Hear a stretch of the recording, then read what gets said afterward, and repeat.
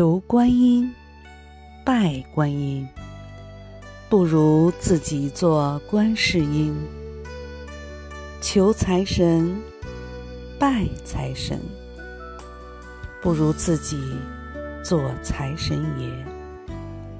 沙门广心经书。观音菩萨呀，救苦救难，您广大灵感，有求必应，请您慈悲，满我所求，满我所愿，让我家里的孩子身体健康，平安长大，智慧增长，金榜题名，贵人明显，事业顺利，官运亨通，一切吉祥等等。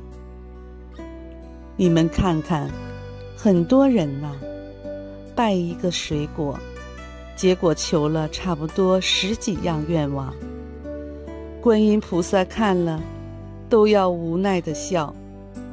你拜一个水果，我要满你哪一项愿望呢？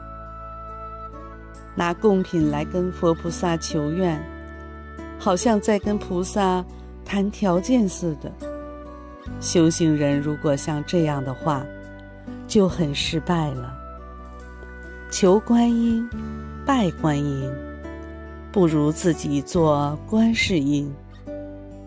我们要学习观世音菩萨的精神，观察世间痛苦的因生，去寻找哪个地方可怜，哪个地方有灾难，哪个人正在受苦，需要协助帮忙，我们赶紧伸出援手，用慈悲的心关怀他人，解除众苦。观音菩萨内心真正希冀的是这个。观音菩萨在人间示现，汗劳人苦，恭先表率，牺牲奉献，就是要亲身为人们示范，有付出才会有收获。希望人人都能是观世音菩萨的化身。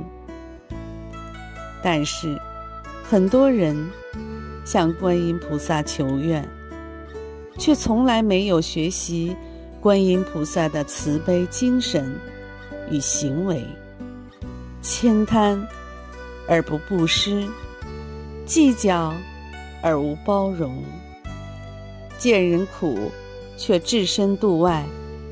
这样的人只有拜菩萨的外表，却没有拜菩萨的心啊！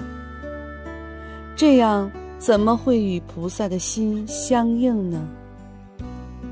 种善因才能得善果。你求观音，拜观音，不如自己做观世音啊！求财神，拜财神，不如自己做财神爷。凡夫都想求财得财，那财神爷呢？拿得出来才是财神呢。有的人得到钱，就藏在自己口袋里，为己所用。别人有难，需要帮助的时候，他1毛也拿不出来。这样子的人，财神爷看到都会叹息，此人如此悭贪，给他钱也没什么用啊。拿得出来才是财神爷。以悭贪的心来求财神，如何能得到财神爷的回应呢？财神爷赐钱是要让你能正当发挥，让你在帮助社会上有所作用。如果你只是为了一己之私，将财据为己有，不懂得布施贫苦，那财神的钱到了你这边，等同被锁住了，无法发挥真正的作用。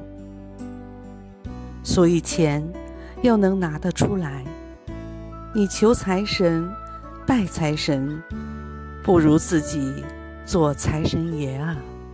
南无阿弥陀佛。